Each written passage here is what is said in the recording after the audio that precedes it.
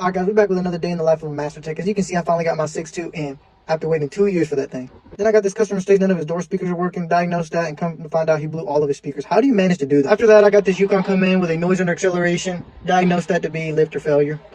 Then I replaced this pre-tensioner bracket on a Malibu. It wasn't too hard, only 2 bolts holding down that bracket, so that was pretty quick. Then I threw in this engine air filter real quick. It only had 2 clips holding it down, and that filter was in and out. Why can't everything be this simple, bro? Everything now is complicated, but look how quick and easy that was. Performed a battery test before lunch, but it tested good, so we didn't have to worry about that. Threw on some wipers on that same truck, so that wasn't too bad. Then I got a customer Stacy sees oil stains in his driveway, bro. One of y'all lube techs in the chat left this oil filter loose, and I had to fix it for y'all. Like, do better. Of course, I had to throw in a little cabin filter in between. Just something easy for the day.